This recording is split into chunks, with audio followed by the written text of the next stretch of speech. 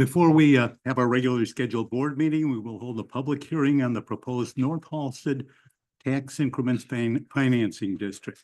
Roll call, Mrs. Thomas. Trustee Willis. Here. Trustee Harris Jones. Here. Trustee Hyperman. Here. Trustee Mason. Here. Trustee Roman. Here. Trustee Opid. Oh. President Hofeld. Here. The purpose of this is to get an overview of the proposed North Halsted Tax Increment Financing District, which includes the vacant Walmart site. Mrs. Saris. Thank you. Good evening. So the village has engaged our TIF consultant, Ryan LLC, to explore creation of a new tax increment financing district, the North Halsted TIF District, for the properties west of Halsted Street, south of 175th, including the former Walmart property. The boundaries include several additional properties that need updates. Ryan LLC has conducted an eligibility survey of the redevelopment project area, prepared a report that qualifies the area and to meet the TIF Act. So the TIF Act requires that the municipality convene a joint review board. The TIF Joint Review Board is an advisory board that consists of representatives of the other taxing bodies, the school districts, 153 and 233, the library, Homewood Flossmoor Park District, Prairie State College, and Cook County. The JRB met on January 6th and voted unanimously to recommend the proposed TIF district. Tonight, we will convene the public hearing. Representatives from Ryan LLC, Nina Coppola, and Brett Michelson will present an overview of the proposed TIF and the qualifying factors from theirs. Thanks.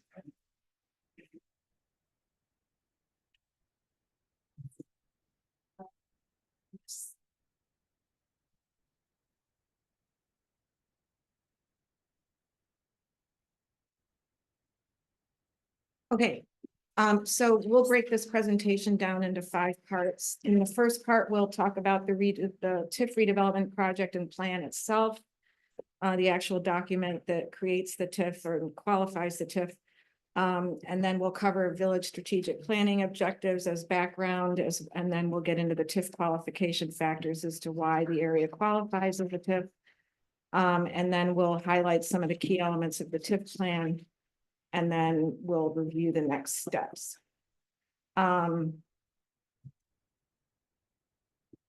So in the way of background, the village's most recent comprehensive plan, which is from 1999, states that Halsted Street is served as a major north-south thoroughfare, and commercial and retail uses will be in greater demand along the route. The plan also notes that the village needs to optimize land use to maximize tax income from commercial and industrial land uses. It also recognizes that planning for critical use of freestanding vacant commercial parcels and the land in the Hall Street corridor are crucial to the future of the village and the ability to mitigate residential tax burdens. So based on those mandates in the plan, the village has proposed the North Halsted TIF in order to alleviate certain conditions that deter private investment in the area and to meet the village's goals and objectives that are in the comprehensive plan.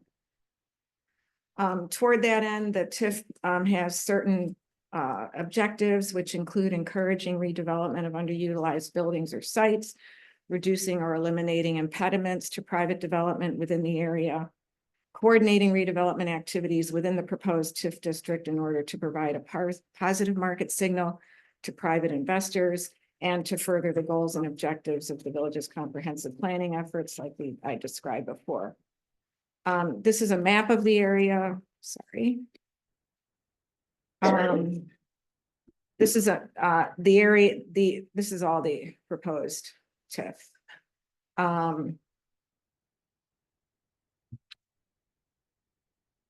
It consists of 236 acres. Go back to your map because being more. Oh, anyway, I don't know how to go back to the map. But the area consists of 236 acres, and it consists of 39 tax parcels. 16 of those are improved, 23 are not improved, are essentially vacant land. And then the area is generally bounded by 175th Street to the north, the village boundary to the southeast, Ridge Road to the southwest, Halsted Street to the east, and Ashland Avenue to the west. Some of those vacant parcels. No, because I'm working from this, but you're, Oh, it's something yeah, different. yeah, it's something different, two different, yeah. Okay, something different. So, the point that I wanted to make about vacant parcels is a lot of the vacant parcels include the Walton Preserve, and the village is committing not to develop any other property within the reserve. So the TIF designation, according to the comprehensive plan, the village has established certain economic development objectives, which I alluded to before.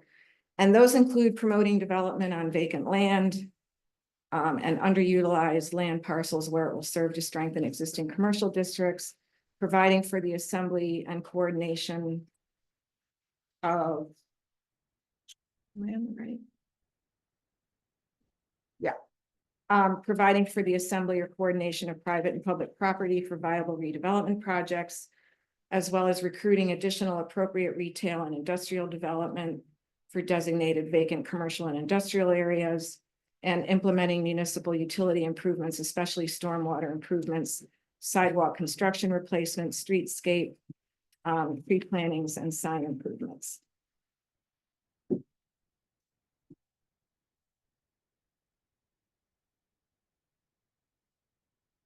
The TIF designation would allow the village to pursue certain strategies in the RPA, including preserving and strengthening commercial areas of the village, ensuring commercial areas contribute to a positive community image, promoting unified development and continuity in the village's commercial area, and carefully considering proposals for development or redevelopment of development sites. The proposed TIF district is found to qualify, we found it to qualify under the act based on the following. The improved portion, the improved tax parcels within the TIF meet the criteria for designation as a conservation area, which is a term taken from the statute. Out of the 26 structures in the proposed TIF district, 14 of them, or 54%, are over 35 years old. The statute requires that at least 50% of the improved parcels be over 35 years old. So it meets the statute requirement with respect to that criterion. In addition, at least 3 of 13 qualifying factors for a conservation area are present in the proposed district, which is also another requirement within the statute to meet at least 3 of the 13. And finally, that these factors are distributed to a meaningful extent throughout the area.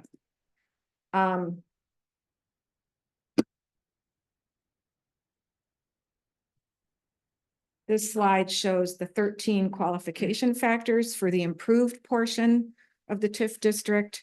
These are the 13. You'll see that we found that we have 4 factors that qualify the area as a TIF district. Those are underlined in bold: deterioration, obsolescence, excessive vacancies, and a lag or decline in EAV, the equalized assessed valuation of the properties.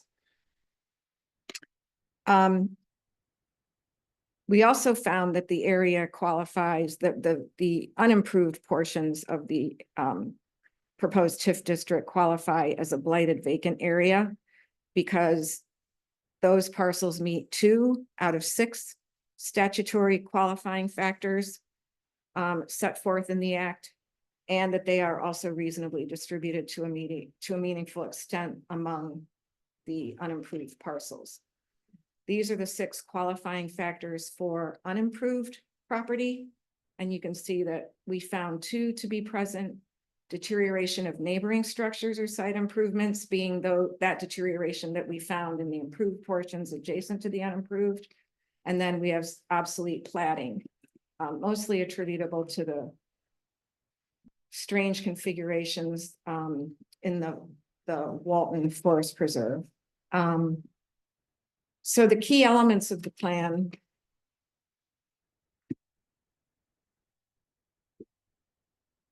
I'm ahead one slide, I'm sorry. The key elements of the plan include the proposed uses, proposed land uses. The RPA is proposed to include commercial, institutional, retail, mixed use, and residential uses. The plan provides for a proposed budget of $33,055,000. That's a budget that covers 23 years. The base EAV of all of the 39 parcels within the proposed TIF is estimated at 16 million, a little more than 16 million, based on county tax data from 2023. We project, along with input from the village staff, we were projecting that over the 23-year period, eventually the EAV of the area could increase to as much as 30 to 35 million over 23 years. This is the budget, the breakdown of the budget of 33 million. It's worth noting that the $33 million budget cannot be changed without an amendment to the TIF, which requires a process similar to the adoption of the TIF originally, including public hearings. However, the individual line items within the budget can be adjusted, so they're fungible.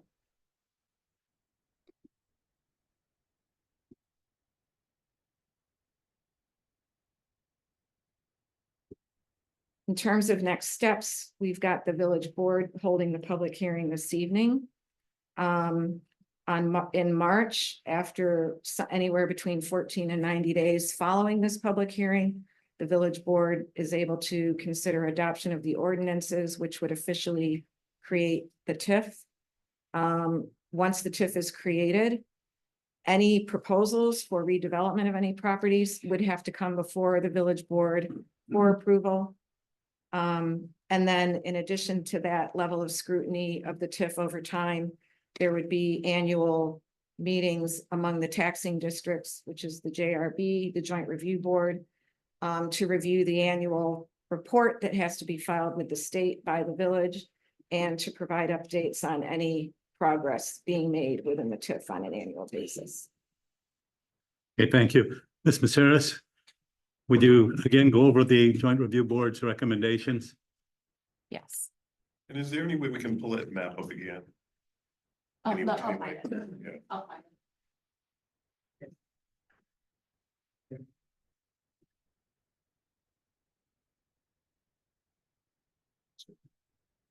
There it is.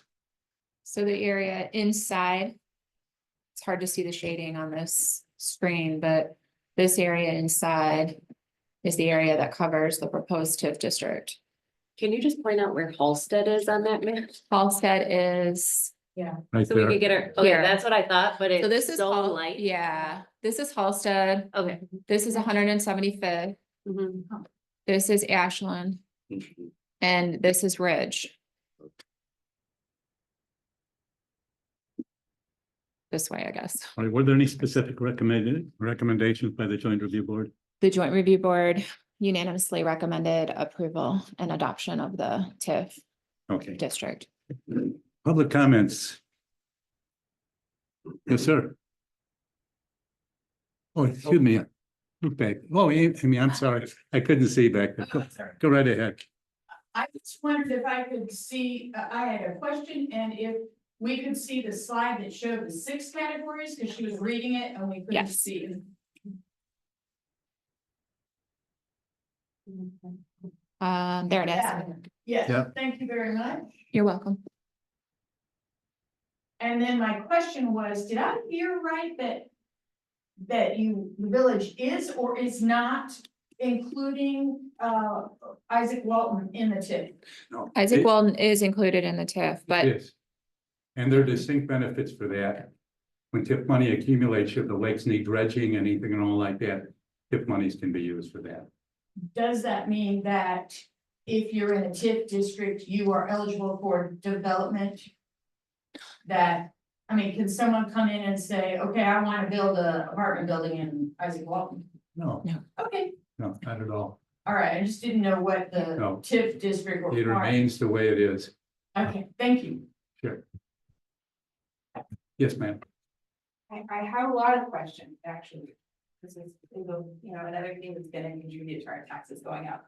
So feels like it's kind of important. So the first question I have is, so the last comprehensive plan for the village was 1999. So is 26 years a normal amount of time to go without having a new comprehensive plan?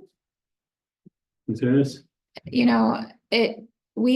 We haven't updated the comprehensive land use plan for the entire village, but we have done area plans. And I think it's common to do area plans when certain areas are changing, like our downtown or Halsted Street, but the residential district is not really changing. But yes, we do need to update that at some point. So one of the things that was cited from the 26-year-old plan was that there's gonna be greater retail use on Halsted. So I know one of the impetuses for doing this TIF is because Walmart closed, the largest retailer in the country, closed its store in Homewood. And so I wonder what greater retail use you think is gonna be in that spot. We've worked with developers. It's a rather mixed up site because Walmart does not own that property. That property is owned by a real estate investment trust out of Michigan. Walmart has a lease on that property and there's 9 more years left on that lease. So whoever is interested in developing that, they have to get a buyout from Walmart. They have to get concessions on the gas station as far as what would be developed there, because Walmart also owns the gas station. So it's not a simple thing. There's a lot of moving parts to it. Right. And whoever comes in as a developer, they need a tip for the incentives to do that. So as the village is thinking about this and anticipating working with developers, what is like the goal? What kind of business do we think is gonna be able to move into a building as massive as Walmart? Doesn't necessarily have to be that building. If the developer wants to take it down, they could take it down. It's about a 30-year-old building right now. Beg pardon? And then the tip would pay for that. Not necessarily. It could pay a portion of it. It could pay the entire amount. It depends what the ultimate use would be. Back to Isaac Walton.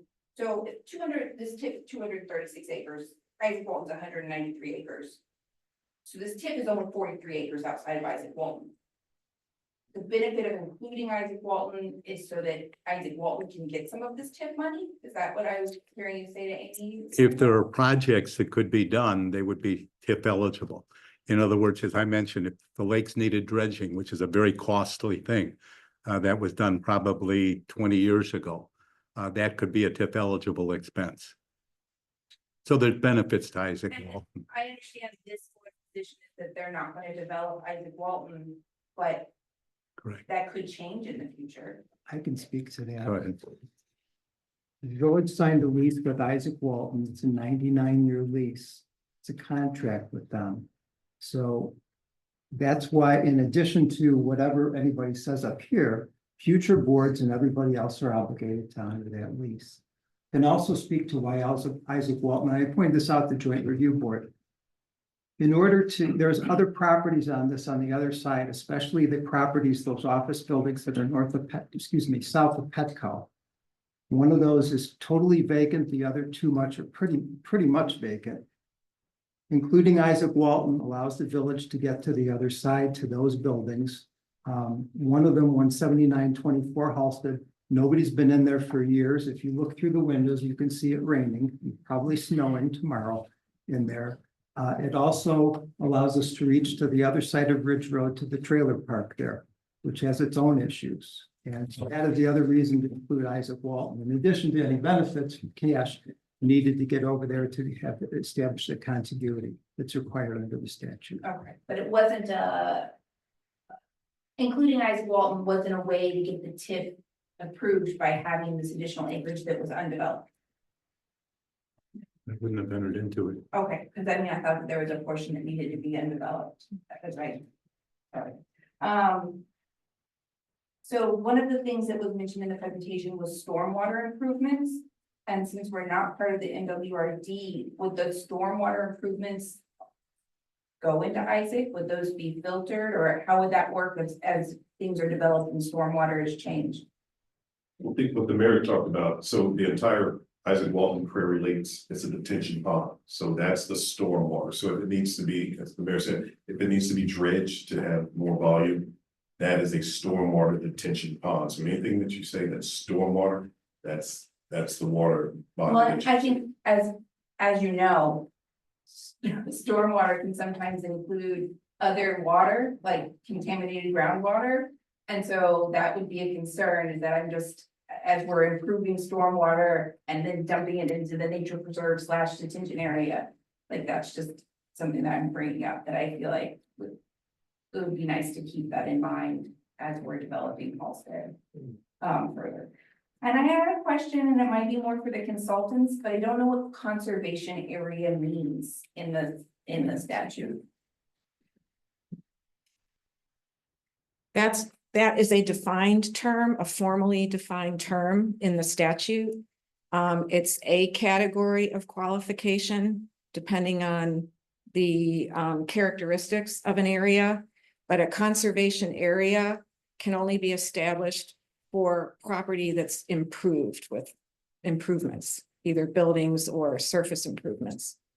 Okay, thank you. And then another question, so line items you said can be adjusted. And one of the line items in the budget proposal that I thought was interesting was the $1 million budgeted out for the other taxing bodies. And so I wonder how that would work, because I was under the impression that money from the TIF had to be spent into TIF, and since there's not a library or a school building in the TIF, how would that money be allocated within the TIF to them? So that line item also addresses a statutory requirement under the TIF Act.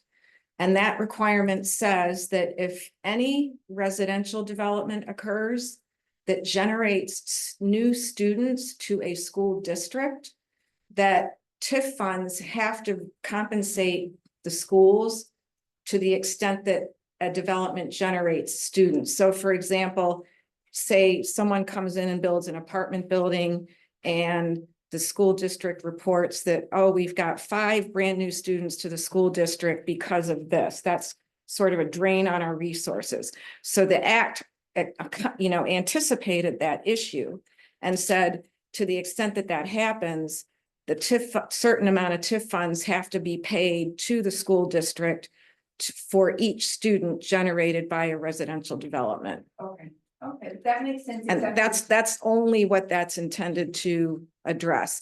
Same with library. That's why it says library. To the extent that students are generated, there's also payments that have to be made to the library district. But none of the properties in this TIF district are residential. Okay, No. So then that's just sort of like a. Right.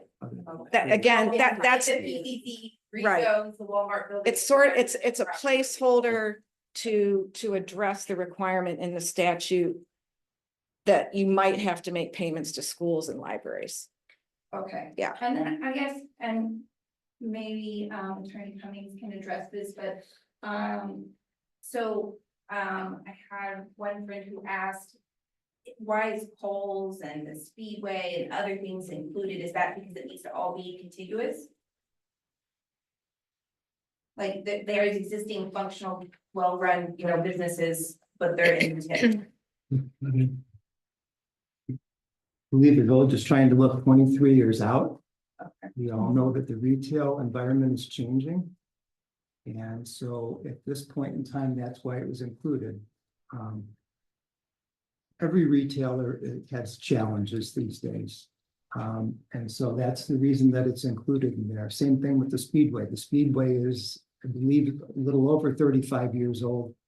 There's been talk of potentially rehabbing that too. If you look at that compared to some of the other gas stations across the street, it's an entirely different world. So that's why those were included. And Angela, correct me if I'm wrong, but with respect to the Kohl's, I don't know if you're aware, but Kohl's has been shutting down a lot of stores lately. This particular Kohl's was installed into an existing structure, which according to their model is really much bigger than what they need. So the village had concerns about the long-term viability of Kohl's. And since this is a 23-year plan, they wanted to capture that possibility. I just wanted to throw out one other thing too. If you look back at the map, you can bring that back. When the village worked with the consultants to put this all together. There's a lot of properties that have already been developed right there in the middle. You can't see it, the shading, so accurate dispersions. Comcast, all those are excluded. They are not in the TIF. Okay, so the surrounding properties that aren't on the tax rolls anyway, because they're Isaac Walton, those are in the TIF. But those are tax generating properties. Those are not in the TIF. They're not included. And we specifically did that because they don't, from what we can see right now, they don't need the help. And we were trying to tailor this to minimize the impact and at the same time maximize as much as we could for the future of the village and the economic development. And then I just have one more question, and maybe it's a comment, but I think, looking, ahead 23 years, what's to stop businesses from leaving when the TIF expires? Because I think we've seen that happen. As entitlements go away, then so do businesses. Like, how do we can't just keep giving TIFs. Like, how do we retain the businesses that we court with the TIFs? I think as Mr. Cummings said, the business environment changes all the time. 20 years ago, we had no idea what was going to be handled as far as business today. I have no idea what it's going to be 23 years from now. It's constantly changing. We've seen the big guys, the Walmarts, the Home Depots, the Menards take over. We're very, very fortunate that our downtown district has not only survived, but has thrived in spite of the fact that we have a different retail mix on Halsted. So we can't predict that or project it. We have to watch the flows, and that's what our economic development director does. Sure. Thank you. Any more questions? If not, board comments. Trustee Lewis. Is this slide presentation available? We can make it available. Yes. It's gonna be available to the public? Or Yes. just- No, we'll put it on the website. It may already be on the website. We do have a page on the website for this TIF district, but I'll make sure to put this on there. Mhm. Trustee Henson. I think it's a brilliant plan. It's good. Trustee Mason. I love the forethought in the plan and that's it. Trustee Roman. I have a question. You said that the joint review board unanimously voted to support this, and I know that there is a lot of talk about how this affects the schools, talk in our community, and I think there's also, as we've talked about, a lot of misunderstanding around TIFs. So can you please, just for the record, tell us who were the representatives from 153 and 233 on the joint review board? I have that here. Do you have that in there? Is it Eric? It's right on. Can't read his The head. board Here. member from 153, Eric? No, it's a business manager, I believe. Oh, okay. Business manager from Berger. I can't read his writing. It was the business Mr. Mayor, manager from, It's Eric Trimberger. Thank you. He's Chief, Thank you. chief school business official. there you go. Thank you. And that was from 153? Correct. Yes. And then who was it from 233? Do we know? Yeah, it's, Then a 233 would have been Dr. Help me. Lawrence. That's Lawrence. Lawrence Cook. Lawrence Cook, Boy, Okay, they have so to that prove was their the writing. chief financial, chief business school financial officer. They both have the same title. okay, and they voted to support. yes, the- they did. Okay, yeah, that's my question. Thank you so much. Trustee Alford.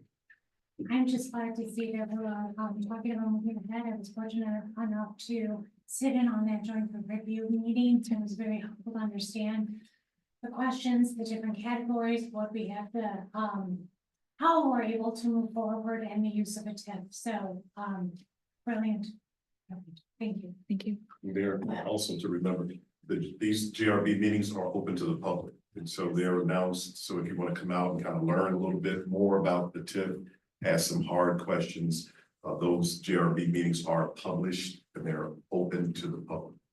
And I would be remiss if I didn't mention how good the staff is. Ms. Saris, Mr. Haney, and our unsung hero here, Mr. Cummings. He really had an integral part in laying out that map to include those buildings off on the far ridge and Halsted area and it meanders on through Isaac Walton. So Mr. Cummings, thank you for your input on that. With that, may I have a motion to adjourn the public hearing, please? Second? Been moved by trustee Opeth, seconded by trustee Roman. Roll call, please. Trustee Willis. Aye. Trustee Harris Jones. Aye. Trustee Heiferman. Aye. Trustee Mason. Aye. Trustee Roman. Aye. Trustee Opeth. We stand adjourned from the public hearing. Welcome to the village board meeting of February 11th. Please join us in our pledge of allegiance. I pledge allegiance to the flag of the United States of America and to the republic for which it stands, one nation, under God, indivisible, with liberty and justice for all. Thank you. Roll call, Mrs. Thomas. Trustee Willis. Here. Trustee Harris Jones. Here. Trustee Heiferman. Here. Trustee Nason. Here. Trustee Roman. Here. Trustee Opeth. Here. President Hofer. Here, representing staff this evening, to my left, our village manager Napoleon Haney, to our right, my right, our village attorney Chris Cumming. To the audience right, our economic and community development director Angela Maceras, public works director Josh Berman, and assistant village manager Terrence Hockey.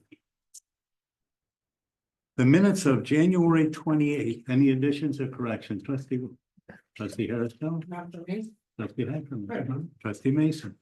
None. Trustee Roman? Nothing. Trustee Opeth. May I have a motion to approve the minutes, please? So move. Second. Then moved by trustee Mason, seconded by trustee Opeth. Roll call, please. Trustee Willis. Aye. Trustee Harris Jones. Aye. Trustee Heiferman. Sorry, Minutes. Trustee Heiferman. no questions. Trustee Mason. Aye. Trustee Roman. Aye. Trustee Opeth. The minutes are approved. The claims list in the amount of $881,059.04. Comments or questions? Trustee Williams. Trustee Harris Jones. Questions. Trustee Eichner. I have none. Trustee Mason. No questions. Trustee Roman. Nothing from. Trustee Opeth. May I have a motion to approve the claims list, please?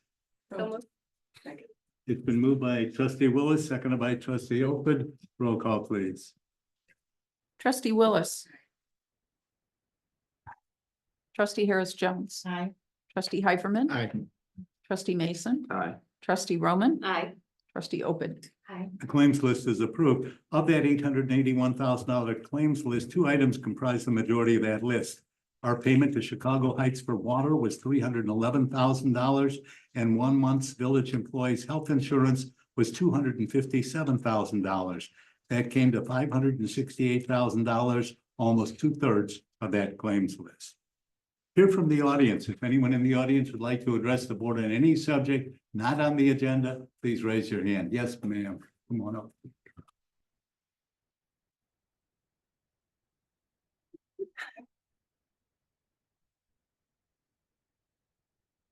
Hello, my name is Amy Crump and I'm from Homewood. And I would like to share another excerpt from On Disinformation by Lee McIntyre. It is time to address the elephant in the room. MAGA is not just a political movement. It's a good old-fashioned denialist campaign. It explains why flat earthers believe that the true shape of the earth is being withheld by all government leaders, astronauts, pilots, and scientists who are in league with the devil. Or why anti-vaxxers contend that the CDC paid off the Institute of Medicine to suppress the data that allegedly proves that MMR vaccines cause autism, and why anti-maskers believe that rebreathing into an N95 mask can actually give you COVID-19. The problem today is that this same toxic form of reasoning has now metastasized from science denial to reality denial. Three things are necessary for strategic denialism to be successful. Disinformation must be created, it must be amplified, and it must be believed. Denialist beliefs are not based on facts in the first place. They are rooted in identity. Disinformation doesn't just get you to believe a falsehood, but to distrust and sometimes hate anyone who does not also believe this same falsehood. Don't lie, polarize. Make it us against them. The other side is not just biased, they are lying to you. These are evil people. Perhaps they even deserve to be physically assaulted or thrown in jail. This is why distrust, and not just doubt, is the prime objective of a denialist campaign. Trump has used these truth-killing techniques and a plethora of others borrowed from Russian intelligence throughout his MAGA campaign. Look, for instance, at the ridiculous assertion that the January 6th insurrectionists were just peaceful protesters or ordinary citizens. Trump's big lie is the gift that keeps on giving, for it serves as a justification for a power grab that could, and looks like it is, portending the end of American democracy. And I'd like to close by sharing with everyone some examples of disinformation available on a national level since January 20th, 2025. Number one, diversity hiring, specifically in the form of a trans woman helicopter pilot, was the cause of a crash that killed all 67 people on 2 aircrafts. This is particularly interesting given that the trans woman, in fact, is still alive and logically couldn't have been on board of the helicopter. Number two, paper straws explode. Number three, a U.S. administration can fire federal prosecutors based on their perceived political loyalties. Number four, the Army Corps of Engineers released water to help with the California fires. The water that was turned on was actually for a 3-day maintenance on federal water pumps and had nothing to do with the California fires. Number five, Senator Tommy Tuberville coached Patrick Mahomes in college. Number six, a U.S. president can unilaterally substitute their own funding decisions for those of Congress. Please see the 1974 Impound Control Act for further information. It was passed to stop Nixon from overriding Congress.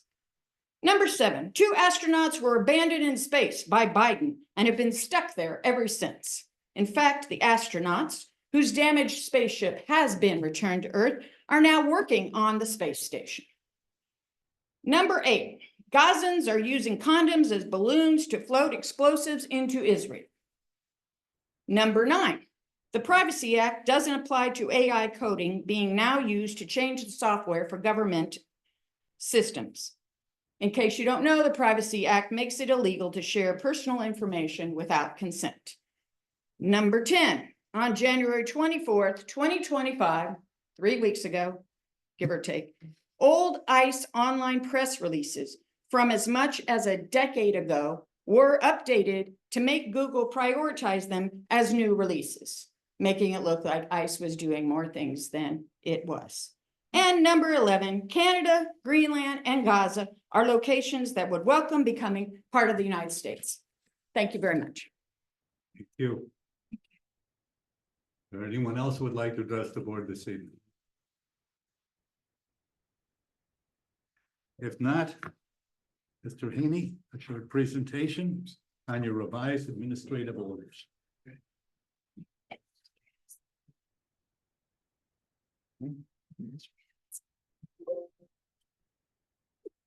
Mayor, board, residents, citizens, attendees. So I wanted to provide sort of like a behind the scene look at what we do as staff members.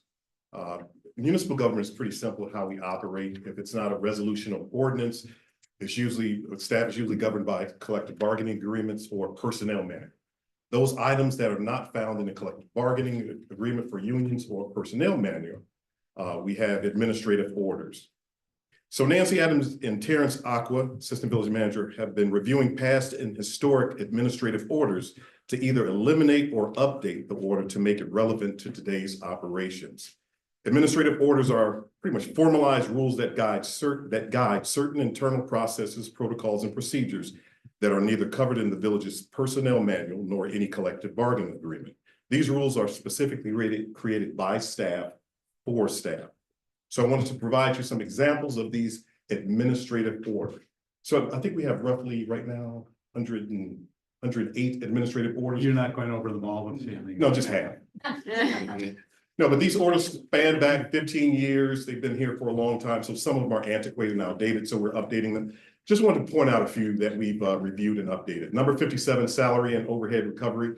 And again, we have a purpose and a change. So in essence, if we have an event and police or public works is needed to provide support to that event, we typically charge an overtime rate. Plus, if depending on the event, we can charge up to 10% extra. That is just a cost to recovery. So if there's a parade, if there's any type of nonprofit event, we can gauge and charge up to overtime, obviously for staff, but up to 10%. It may be 1% or 2% based on the nonprofit. Critical incident notification. This is our you need to know administrative order. And these are the critical incidents that you receive in the middle of the night, usually fire, crash, accident, something like that. But we just want to provide an update to authorized staff positions who can deploy a critical incident. And typically that comes from police and fire. Our stop sign requests.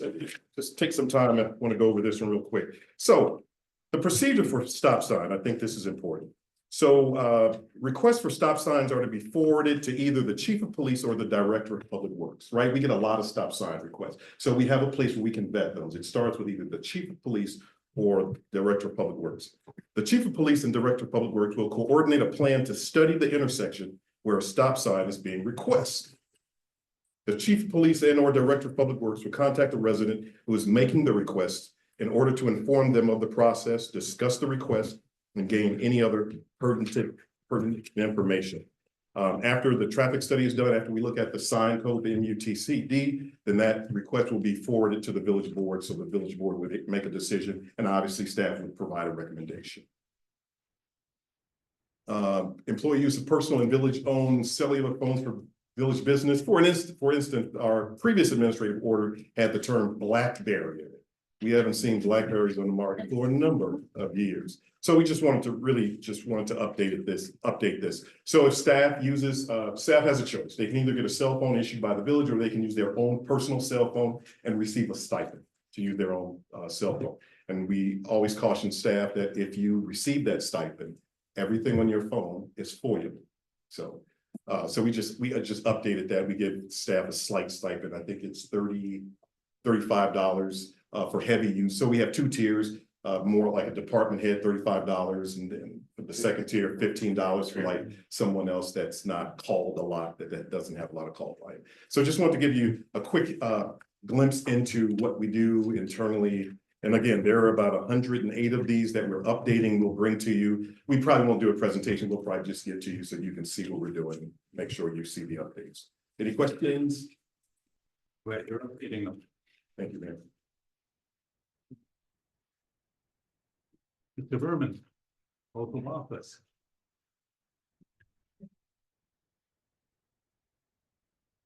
Good evening.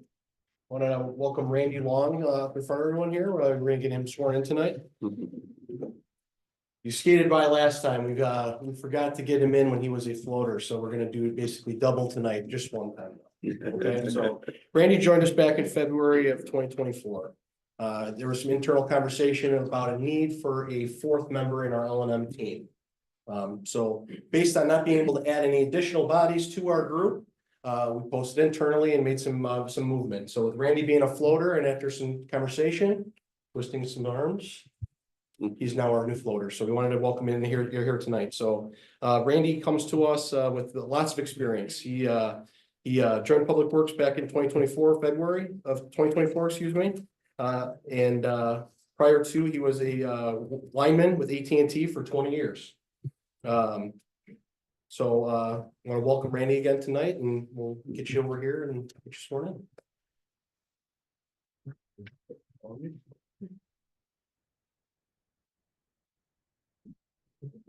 Nice meeting you. I state your name.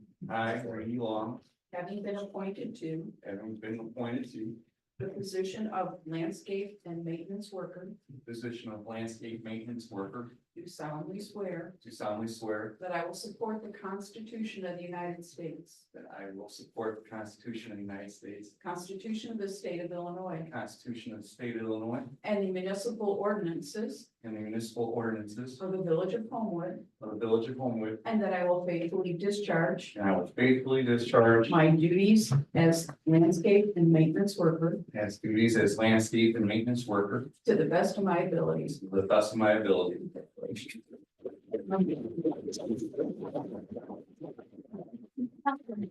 Congratulations. Hey, congratulations, man. Thank you. Welcome. Thank you.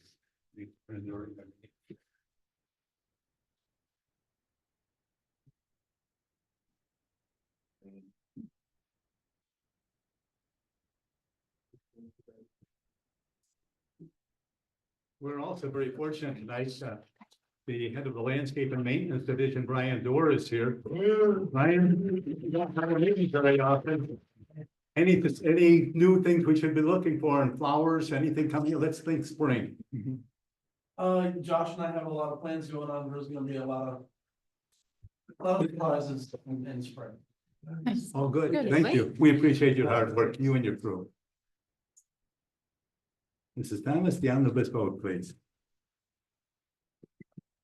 The board is asked to approve the reappointment of Greg Knoll to the Police Pension Board for a one-year term ending February 11, 2026. The board is asked to pass ordinance M 2237 for a special use permit to convert the property at 18240 Harwood Avenue in the B2 Downtown Transition Zoning District for a 15-unit multiple family dwelling. The property owner proposes to convert the former Spornet International Building for 2-bedroom apartments. The board is asked to waive competitive bidding and approve the purchase of a Ford F-550 chassis from Homewood Ford and approve the purchase and installation of lighting, accessories, and equipment for the dump truck body. This will be used by Public Works Landscape Maintenance Division. The total cost is not to exceed $90,000. Thank you. With regard to the second item, Mr. Issa is here tonight, the developer of the project, the owner of the project. Could you come up and tell us a little bit about what you're doing with the Spornet building? I think Dr. Hughes speak more Okay, fine, the audience is yours, Mr. Boati. No. My name is Amr Saeed. I work with Lucid Engineering Group. We were the designers for this project with the 15-unit multi-dwelling. So we're converting it right now. It's just a commercial or industrial building. It's just empty floor plan. So we want to convert it with the existing shell intact. And we're going to put 15 units in a 2-bedroom, approximately 900 square feet. And what is your timetable? In terms of when we start this? Yeah. We want to submit permits soon, so within a few weeks we submit permits, and usually permits in Homewood take a few months, so hopefully, early spring we'll start. Construction? Yeah. Okay, we look forward to it. Thank you. With regard to the consent agenda, any comments or questions from anyone in the audience? No, board comments, trustee. Trustee Harris Jones. Trustee Hyphen. I have no question. Trustee Mason. I just want to say in regards to the multi-use dwelling that you guys are gonna put in down there, it looks great. I had an opportunity to speak with staff today, and I'm happy with the adjustments that you made based on the recommendations, and it looks like it'll be a great use for the village. Trustee Roman. I agree. Thank you for working with our planning and zoning committee to make the changes. I'm really excited. I know we've talked about housing up here a lot lately, and there's certainly a need for housing in our community. I'm excited to see what you guys do with the building, and good luck to you. Thank you. Trustee Oakley. I also had a chance to talk with staff today. They answered my questions with regards to the development on Harwood. I don't remember what was stated as far as this past Saturday, I walked through that space as well, and it seems so close to the train. Is that a concern as far as with noise? Would you like me to come back up?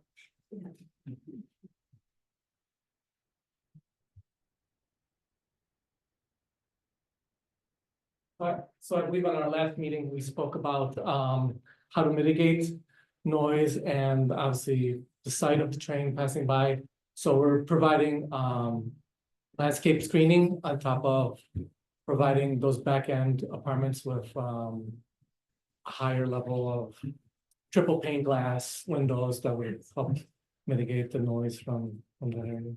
Okay, and the rocks that are in the back that lead up to the space, is that also gonna be tended to? No, I mean, in front of that is gonna be smaller shrubs, evergreen shrubs that will grow up to about 15, 16 feet.